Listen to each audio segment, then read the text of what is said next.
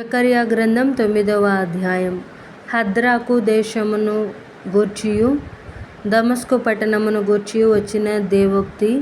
ఏలయనగా యెహోవా సర్వ నరులను ఇశ్రాయేలీయుల గోత్రపు వారినందరినీ లక్ష్యపెట్టువాడు గనుక దాని సరిహద్దును ఆనుకొనియున్న హమాతును గూర్చియు జ్ఞాన సమృద్ధి గల తూరు సీదోనుల గూర్చియు అది వచ్చెను. తూరు పట్టణపు వారు ప్రాకారము గల కోటను కట్టుకొని ఇసుక రేణువులంత విస్తారముగా వెండిని, వీధులలోని కసువంత విస్తారముగా సువర్ణమును సమకూర్చుకొనిరి. యెహోవా సముద్రమందుండు దాని బలమును నాశనము చేసి దాని ఆస్తిని పరుల చేతికి అప్పగించును. అది అగ్ని చేత కాల్చబడును. అస్కలోను దానిని చూచి జడియును. గాజా దానిని చూచి బహుగా వణకును. ఎక్రోను పట్టణము తాను నమ్ముకొనినది అవమానము నొందగా చూచి భీతి నొందును.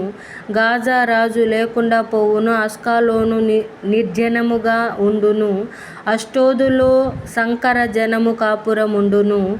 ఫిలిష్తీయుల అతిశయాస్పదమును నేను నాశనము చేసెదను.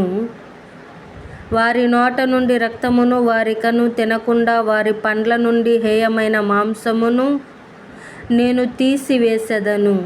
వారును శేషముగా నుందురు. మన దేవునికి వారు యూదా వారిలో పెద్దల వలె నుందురు. ఎక్రోను వారును యెబూసీయుల వలె నుందురు. నేను కన్నులారా చూచి తిని గనుక బాధించువారు ఇకను సంచరింపకుండను. తిరుగులాడు సైన్యములు నా మందిరము మీదకి రాకుండను. దానిని కాపాడుకొనుటకై నేనొక దండుపేటను ఏర్పరచెదను. సియోను నివాసులారా బహుగా సంతోషించుడి. యెరూషలేము నివాసులారా ఉల్లాసముగా ఉండుడి. నీ రాజు నీతిపరుడును రక్షణ గలవాడును దీనుడనై గాడిదను గాడిద పిల్లను ఎక్కి నీ యొద్దకు వచ్చుచున్నాడు. ఎఫ్రాయిములో రథములుండకుండా నేను చేసెదను. యెరూషలేములో గుర్రములు లేకుండా చేసెదను. యుద్ధపు విల్లు లేకుండా పోవును. నీ రాజు సమాధాన వార్త అన్యజనులకు తెలియజేయును. సముద్రము నుండి సముద్రము వరకు, యూఫ్రటీసు నది మొదలుకొని భూదిగాంతముల వరకు అతడు ఏలును. మరియు నీవు చేసిన నిబంధన రక్తమును బట్టి తాము పడిన నీరు లేని గోతిలో నుండి చెరపట్టబడిన నీ వారిని నేను విడిపించెదను. బంధకములలో పడియుండియు నిరీక్షణ గలవారలారా మీ కోటను మరలా ప్రవేశించుడి. రెండంతలుగా మీకు మేలు చేసేదనని నేడు నేను మీకు తెలియజేయుచున్నాను. యూదా వారిని నాకు విల్లుగా వంచుచున్నాను. ఎఫ్రాయిము వారిని బాణములుగా చేయుచున్నాను.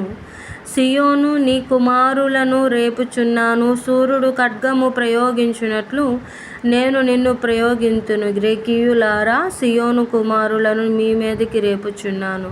యెహోవా వారికి పైగా ప్రత్యక్షమగును. ఆయన బాణములు మెరుపుల వలె విడువబడును. మెరుపు వలె విడువబడును. ప్రభువగు యెహోవా బాకా నాదము చేయుచు దక్షిణ దిక్కు నుండి వచ్చు గొప్ప సుడిగాలితో బయలుదేరును. సైన్యములకు అధిపతియగు యెహోవా వారిని కాపాడును గనుక వారు భక్షించుచు ఒడిసెల రాళ్లను అనగదొక్కుచు త్రాగుచు ద్రాక్షారసము త్రాగు వారి వలె బొబ్బలిడుచు బలి పశు రక్త పాత్రలను బలిపీఠపు మూలలను నిండునట్లు రక్తముతో నిండియుందురు. నా జనులు యెహోవా దేశములో కిరీటమందలి రత్నముల వలె నున్నారు గనుక కాపరి తన మందను రక్షించున్నట్లు వారి దేవుడైన యెహోవా ఆ దినమున వారిని రక్షించును. వారు ఎంతో క్షేమముగా ఉన్నారు, ఎంతో సొగసుగా ఉన్నారు. ధాన్యము చేత యవ్వనులను, క్రొత్త ద్రాక్షారసము చేత యవ్వన స్త్రీలను వృద్ధి నొందుదురు.